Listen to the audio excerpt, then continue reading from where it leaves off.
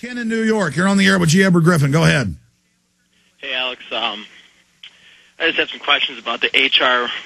1207. I'm just wondering why this bill, I mean, it has 311 co-sponsors. Why haven't we heard about anything that's about in the mainstream media? I mean, Fox News has... Because the mainstream media is owned by the same banks that don't want to be audited. Ron Paul has over 309 sponsors.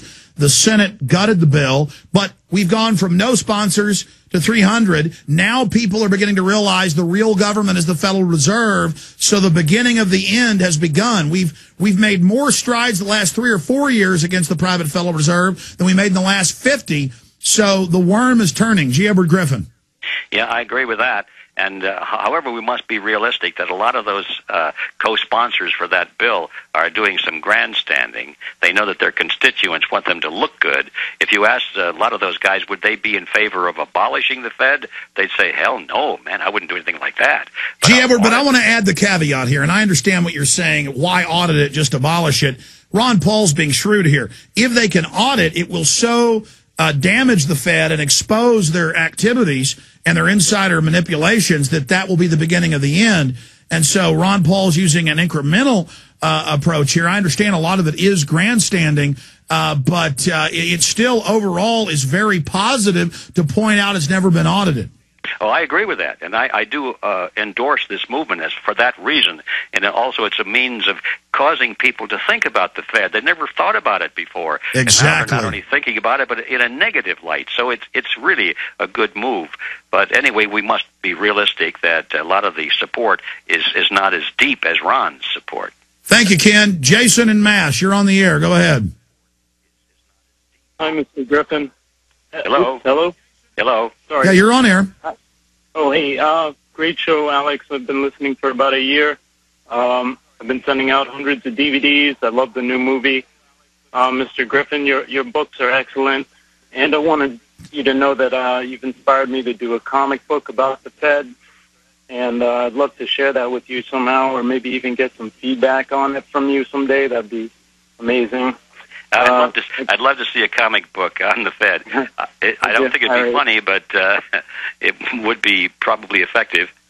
I'm trying to put some humor in it, actually, because it's too dreadful. Alex, I just had a comment. Maybe Mr. Griffin, you could comment on this. Excuse me. I get angry when I hear all these dirt talkers on bothering you and getting you upset.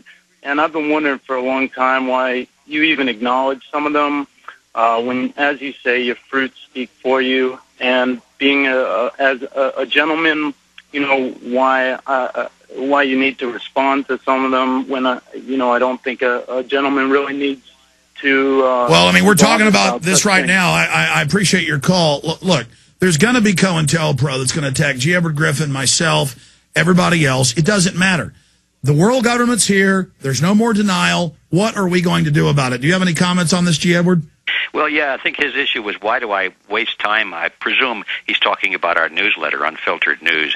I get some people that come in and they want to tear my arguments apart, and I often do respond. And the reason I do that is not because I expect to convince these people, but, they do raise issues that I think are in the minds of others that I feel that if I don't answer them, I'm not doing my job. And I try to answer them as best I can without becoming antagonistic or angry, because I'm really writing for other people to read and not the person who's written in that dirt talk, as he calls it. Because we know that they just throw out those lies, hoping ignorant people then think we're lying. I mean, here's an example. I noticed a campaign on the web in the last 2 weeks when I made a big deal out of Ban Ki-moon. He is the Secretary General of the UN. The UN is real. The New York Times is real. The title was, "We Can Do It." And I noticed a disinfo campaign on my comment pages and on YouTube, and I wasn't even looking for this, under different names with the same cut and paste, saying, I went and looked at that. Ban Ki-moon didn't write that. It's a lie. He never said global government. And they're not targeting thinkers, or they're not targeting people that already know the truth. They just want the average person to read that and think I'm lying, because that's what a lot of propaganda is, just down and dirty, meant to get people off track. Yeah, sound bites. They love sound bites. I got a real hard look at that the other day when I saw a panel on the CFR. They were in the CFR building talking about how to convince people to go get those flu shots. And they said, well, we should have sound bites. Like, for example, and then they said, tell the people that there's more mercury in a tuna sandwich than in a flu shot.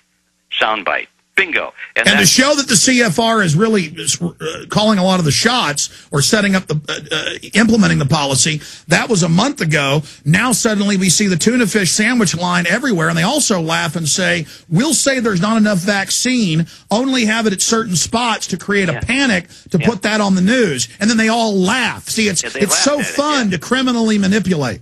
Yeah, so there it is, and that's why they love sound bites, because, as you said, the unthinking people will accept that as substance. All right, we're going to let you go in just a moment. I know you're a busy man. We're going to take 2 quick final calls. Kevin in Wisconsin, you're on the air. Go ahead. Thanks for having me. I just had a question and a comment. My comment is, through their systems of roundtable groups and their power structure, they're squeezing us like a cancer from the inside. Why don't we just start, as a people, just start informing their power structure and their groups to what's going on by handing out your documentaries and letting them know what's going wrong? And then that's true. There are a lot of people compartmentalized at higher levels who really don't see the big picture, and that's a lot of the whistleblowers we have. The media just ignores them. We, the alternative media, have to magnify that. But G. Edward, comments on that? Well, I think your caller has the solution. We just have to use the handout power. And, boy, we got a lot of people out there, if they're just willing to hand out 10 or 20 DVDs or CDs, we'll reach the world that way. And that's why they're so scared. And so what I'm saying is I agree. Let's get on with it. Let's do it. Okay, let's talk to Shanky in Georgia. Or Shanky. Go ahead, you're on the air. Shanky. Alex Jedward, thanks for having me. Alex, I want to thank you and Genesis and your whole team, everything for what y'all do. Jedward, your books and work is magnificent. Really, you're right. I used to want to call up and disagree with you and get to the front of the line, Alex. I'm quite a conservative, but I've changed quite a bit and come to see the light, so to speak. Follow the public, and all your movies are just fantastic. I really enjoy them. Matter of fact, I've got them at the top of my blog for everybody to see. Jedward, I got a quick question, and is on the stock market and the monetization and the open market operations and those effects, their effects on the dollar, the treasuries, and the actual manipulation of the market to these new highs. Can you comment on that, please? Well, there's no question that the Fed has total control over manipulation and ability to manipulate the market by manipulating credit and therefore the amount of money that's in circulation. And what we see now is that there's a lot of money going out of existence because of bad debts being written off and lowering and home values and mortgages collapsing and all of that sort of thing. But at the same time, the Fed, with full cooperation of the Congress, is creating trillions of new money coming in to replace that old money that's going out. And so we see right now kind of a maintenance of the money supply. It's not growing nearly as fast as we might expect because there's money going out of existence at the same time. But what people are missing is the fact that the old money going out of existence is coming from the middle class. Those are the people losing value in their savings and in their assets. But yes, it's a vertical integration, a transference of wealth because they want control. But let me ask you this quickly, the caller from Georgia, Shanky. What made you finally wake up? What the admissions of world government in the news? It's many things. It really, I'm a financial person. I'm in the financial business, and I just really seeing the fraud, seeing the financial fraud, seeing the manipulation of the markets. I've listened to you for years, but when you would talk about eugenics and stuff, I would just crack up. I'd say, Alex, come on, let's get to something better than this. But now I'm starting to see it, and now the more I look into the vaccine issues and the really totally fascist state that we're becoming, we've skipped socialism in one broad step. And that realization, and I write a blog, and I share some of your stuff, and I share like wonderful websites like Zero Hedge and a few others that are more financially backed. But you've really brought me around and allowed me, Alex, what you probably might be most happy about, is to openly discuss this with people. Good. We have to do that. I got to jump, but give us your blog. Let me say one more thing about. I got to go. G. Edwards got to go right now. All right. Shanky, just Google Shanky's blog.